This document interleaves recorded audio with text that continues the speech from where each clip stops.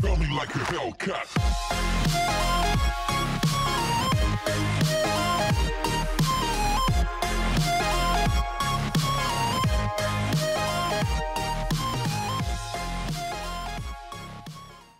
Hey guys, and welcome to another video with me, Firekitten and Elite Dangerous. This one is a bit of a news story, kind of catch up with the latest in the post 2.4 patch world. Gameplay footage in the background. Yeah, I'm just going off to do some bounty hunting. Not a big deal, I've done this before, but I figure it's more interesting than some sort of spinning news logo or something else like that, so whatever. Okay, so 2.4 has dropped. And our favourite little bug friends are back, the Thargoids, and we're in a world now where things are getting interesting. Azarez, shall we? So yeah, 2.4. Latest story, the Federation have pulled out of the Pleiades Nebula as they're getting ganked by the Thargoids. Speaking of gank, the first players to kill a Thargoid were, of course, SDC. Shout out to the Wolves. That made a lot of the PvE players very salty because the PvP players they've long hated suddenly were able to actually kill the bugs. And that upset them because they all wanted to be the heroes. Turns out the people with ships designed to kill things killed the things. Who knew? Either way, so in a short period of time, people went from being splattered by the bugs like proverbial bugs, irony is not missed, to a place where someone managed to solo a Thargoid with the AX missiles. So of course, by the law, though questioned by some people, the developers decided to nerf the AX missiles and say the Thargoids evolved. Now, some people cry that that's bias, that's not fair, but at the same time, you know what? It'd be pretty crappy if this threat was suddenly neutralized in seconds by one first attempt at a weapon. I have no issue with that as a weapon that's screwed up. We'll fix this. No, it's not. Okay, I'm just stupid. There we go, they're deployed, that helps. So yeah, AX missiles got nerfed, which, in my view, is fair.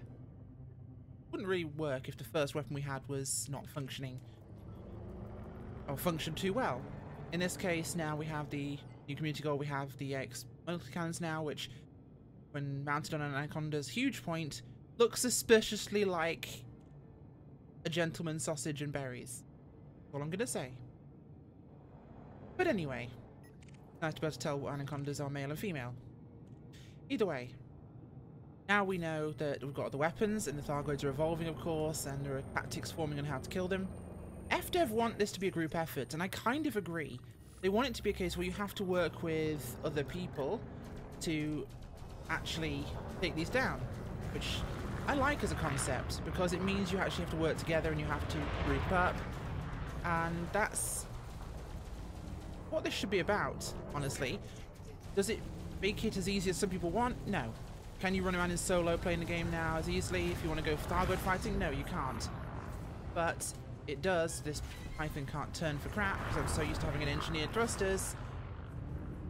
It means the game's now a lot more difficult, honestly, and that's always been a good thing. Now, the last time they really buffed the NPCs, people cried a lot about it, and it was actually pretty good when they'd actually buffed them because it made it far more difficult. And at this stage we have a position where we have an enemy that's actually pretty tough. People are once again complaining. Now I wonder how long before they nerf the Thargoids. Screw this. How long before they nerf the Thargoids? Well, we don't know.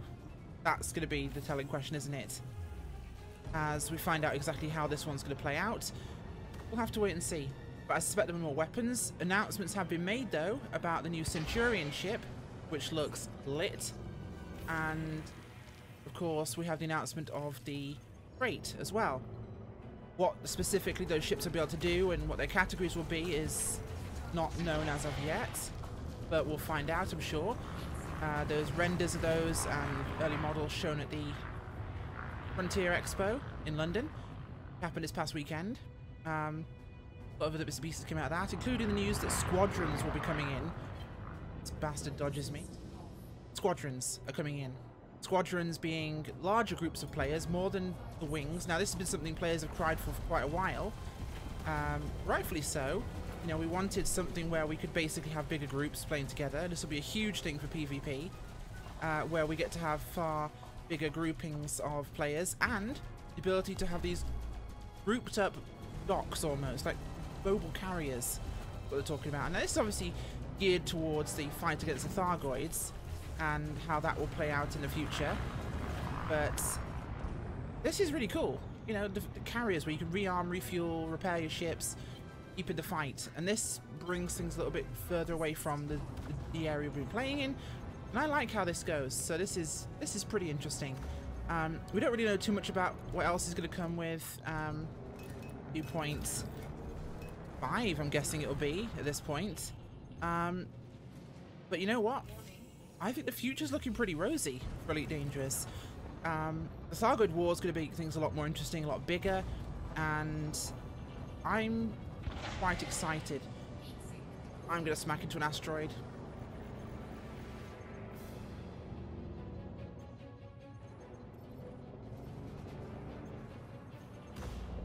Get around to this guy.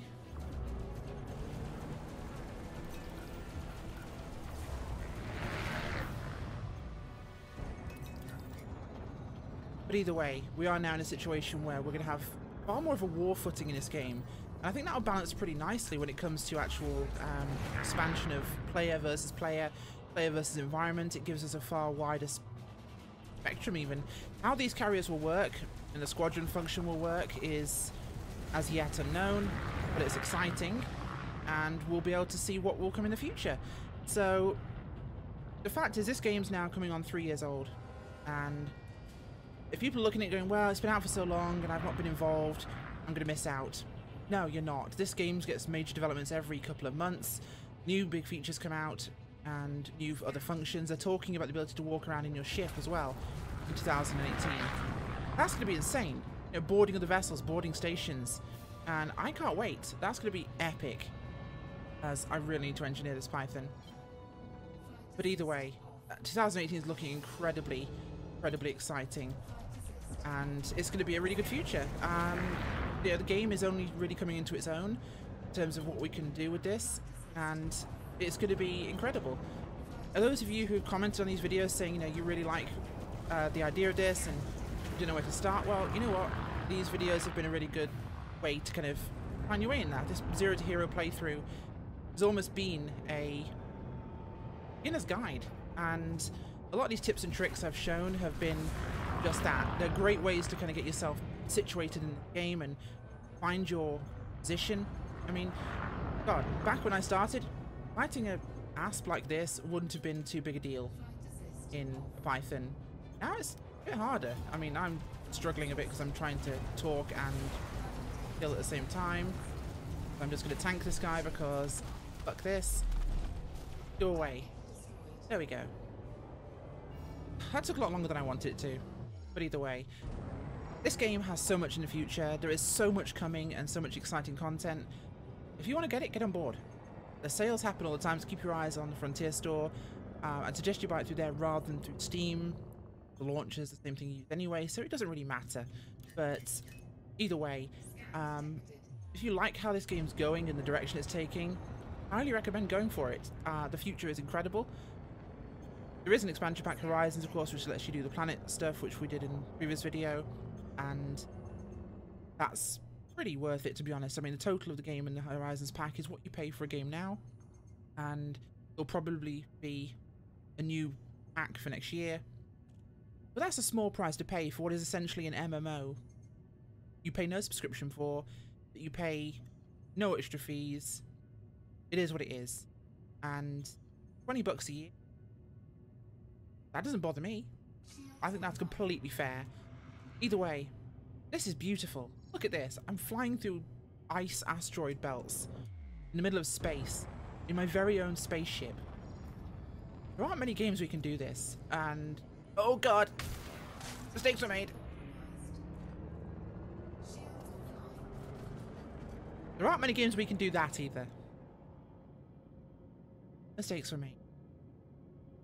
That, guys, will bid you adieu whilst I limp home and cry over the fact I just basically pancaked myself.